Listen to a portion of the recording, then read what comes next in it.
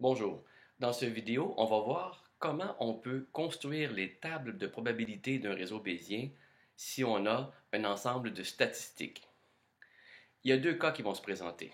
Premier cas, le cas le plus simple, nos données sont complètes. Donc tous les cas sont présents dans les données. Deuxième situation, celle-là un peu plus compliquée, c'est celle où certaines données sont manquantes. Donc certaines valeurs de variables sont absentes des données. Prenons le cas le plus simple, c'est-à-dire la topologie du réseau est connue. On connaît les relations qu'il y a entre chacune des variables du réseau bayésien et on veut produire les tables de probabilité conditionnelle. Notre réseau qu'on va utiliser pour notre exemple sera celui-ci, avec ces quatre variables et ces trois relations entre les variables. On va supposer qu'on a les statistiques suivantes. Ça veut dire qu'on a fait une enquête dans la population et on a vu, par exemple, qu'il y avait trois occurrences où on n'avait pas de carie, le dentiste pas compétent, pas de douleur et aucune détection d'anomalie. Et ainsi de suite pour les autres statistiques. À partir de ça, on est capable de calculer toutes les probabilités de notre réseau bayésien. Commençons par la probabilité d'avoir une carie. Mais c'est simple, on va prendre nos données seulement les cas où on a carie égale true. On va compter le nombre de cas et on va diviser par le total de cas. Ici, pour simplifier, je me suis arrangé pour que le nombre total de cas soit égal à 100. C'est plus facile de faire les calculs. On a donc ici un nombre total de présence de carie égal à 35 divisé par 100. Ça veut dire que notre probabilité de carie est 0,35. Pour la variable compétent, on fait la même chose. On regarde seulement les cas où compétent égale à true. On fait la somme des statistiques et on divise par le nombre total, c'est ce qui nous donne ici 0,45. Pour la probabilité de douleur s'il y a une carie, on va regarder seulement les cas où il y a une carie, c'est-à-dire carie égale à true. Et parmi ceux-là, on va compter ceux pour lesquels douleur est égale à true, c'est-à-dire ceux qui sont entourés en rouge ici, ça nous donne 34 sur 35. Donc, sur les 35 cas où on a présence de carie, il y en a 34 de ceux-là pour lesquels on a douleur égale à true. Attardons-nous maintenant à la variable detect, qui, elle, est dépendante de deux variables, soit carie et compétent. Alors, commençons par calculer la probabilité de detect si compétent et carie. On a ici conservé seulement les cas où carie et compétent sont égales à true, et ce que j'ai entouré en rouge ici sont les seuls cas où on a detect égal à true, c'est-à-dire 1 plus 26, 27 cas au total sur les 28 cas où on a compétent et carie égal à true. Pour compétent et non carie, on a ici les deux entrées de la table où on a compétent et non carie. Et on remarque ici que dans tous les cas, on a detect égal à false, c'est-à-dire que sur un total de 17 cas, on n'en a trouvé aucun pour lequel detect est égal à true. Ça veut dire qu'on a une probabilité de 0 ici. Pour non compétent et carie, on a ici deux entrées dans la table qui correspondent à ce cas-là, non compétent et carie, et sur les 7 au total, il y en a 4 pour lesquels on a detect égal à true, ça veut dire probabilité de 4 sur 7, 0,57. Finalement, pour non compétent et non carie, on remarque ici que dans les deux entrées de la table qui correspondent à ce cas-là, on a toujours detect à false, c'est-à-dire que sur les 48 cas en tout, il n'y en a aucun pour lequel une anomalie a été détectée, ce qui nous donne une probabilité de 0. Vous avez vu, lorsque les données statistiques sont complètes, c'est très facile de calculer les tables de probabilité conditionnelles. Maintenant, qu'est-ce qu'on fait s'il nous manque des données? Si on n'a pas toutes les données nécessaires pour calculer les tables de probabilité conditionnelle, il va falloir faire appel à un algorithme qui s'appelle l'algorithme EM pour Expectation Maximization. Voici en gros comment ça fonctionne. D'abord, on va fixer de manière aléatoire les valeurs initiales des paramètres du modèle. Dans notre cas à nous, ça veut dire fixer les valeurs de probabilité pour toutes les tables conditionnelles du réseau bayésien. Donc, pour chacune des probabilités, on va mettre une valeur au hasard. Ensuite, on va mesurer la vraisemblance, c'est-à-dire, on va essayer de mesurer dans quelle mesure les données statistiques qu'on a correspondent à ce qui est prévu par le modèle. Vous allez voir plus loin comment on fait ça. Quand on a fait ça, on se pose la question, est-ce que la mesure de vraisemblance converge? Mais ici, on vient de commencer, là, donc c'est clair que ça va pas converger. Il va faire quelques itérations pour arriver à ça. Mais converger, ça veut dire, est-ce que depuis la dernière fois qu'on a fait le calcul, la vraisemblance a beaucoup changé? Au départ, évidemment, c'est non. Donc, on va passer à nos deux étapes de l'algorithme. La première étape, qui s'appelle étape d'espérance, expectation. Alors, on va calculer les valeurs manquantes dans nos données statistiques à partir du modèle actuel. Dans notre modèle actuel, il y a tous les paramètres qui ont été fixés pour les probabilités. On est donc capable de remplir les données manquantes.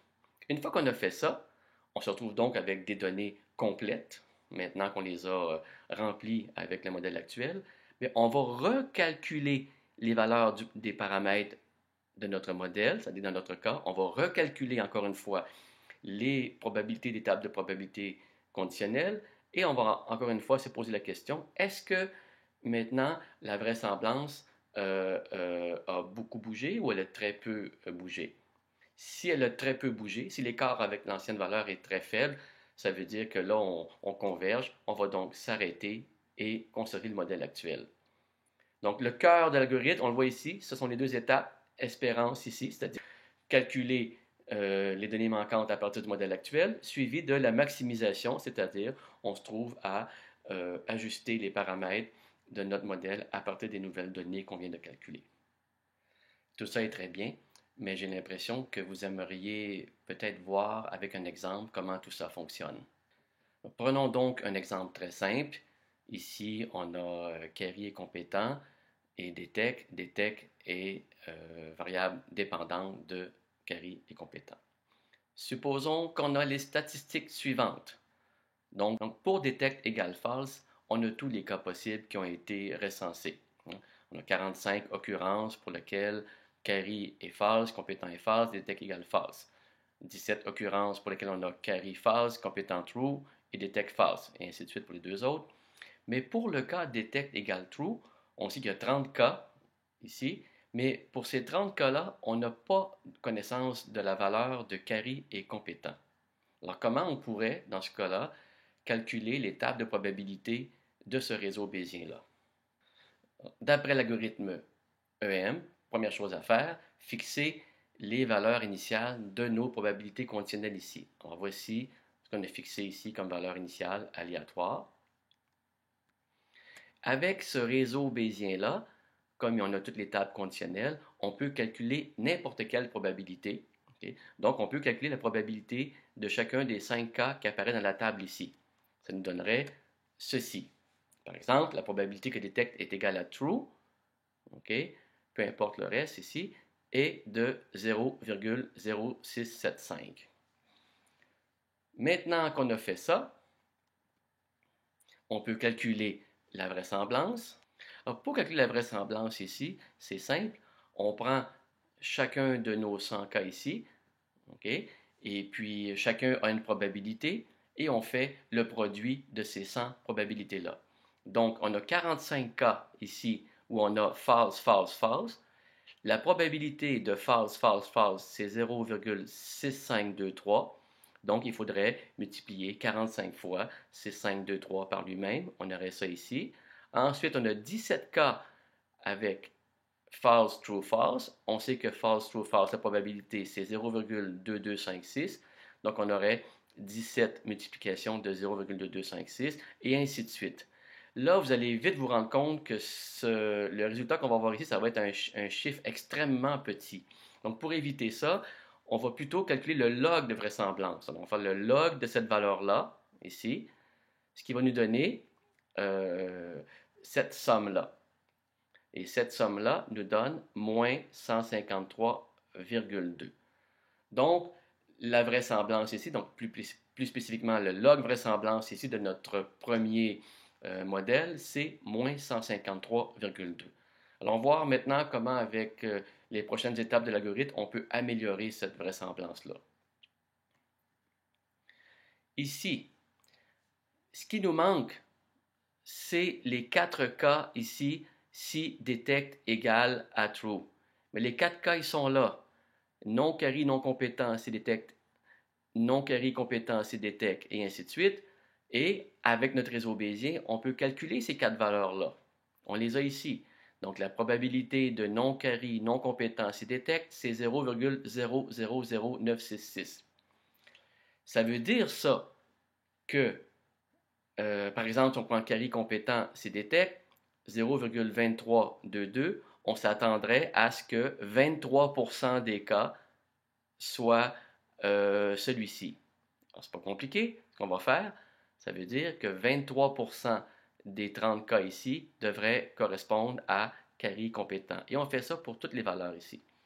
Ça va nous donner quelque chose comme ça.